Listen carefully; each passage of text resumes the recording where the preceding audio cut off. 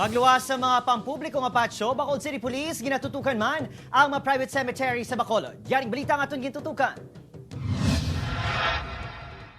Magluwas sa mga dalagko nga pampubliko nga patio kangay sa Bacolod North Public Cemetery, patio sang Katoliko sa Burgos, kag ang patio sa Barangay Handumanan. Ginatutukan man sa otoridad ang kahimtangan sa mga pribado nga patio sa syudad. Bagabantayan ina sila sang aton nga mga local police station dira while ang mga dalagko gid kag kinahanglan sang augmentation padalaan man naton from Bacolod City Mobile Force Company kag Mobile Patrol Unit. Kung sa mga pampubliko nga patio pahanugutan ang pagpalubong, humaling October 29 tugtog November 2. Ang tagdumalahan sa Bacolod Sacred Heart Memorial Park sa Sumag, ginaayo sa Bacolod IATF nga ipaiway anay ang pagpalubong sa COVID-19 victims sa tiyon nga saradong ila patio. Kansilado man ang ila burial services. Kung if ever bala sa mga COVID nga kinahanglan gid nga ning nga emergency bala kay kabalo ka naman sang COVID nga is 24 hours hindi na sila yung magpalawig.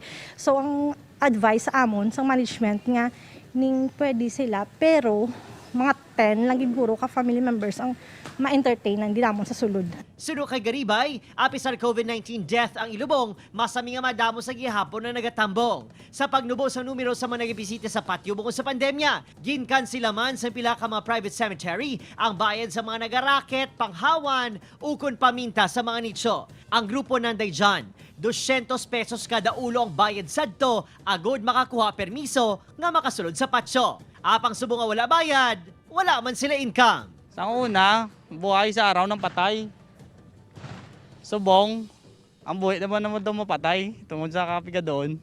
Si Melchor, giba panaog na sa 150 o 100 pesos ang sukot sa pagpaminta sang lapida. Kung nakuling sir yan, doon hindi ang payo sir, kaya may material mga sir mo. Nga mo na sir kung may kabuton sa additional, di salamat tanaw na Kanaman sa private cemetery sa syudad ang magapatigayin man sa virtual program sig misa. May patigayunan man nga blessing of the graves. Opo, Jerry Del Castillo, Adrian Prietos, 1 Western Visayas.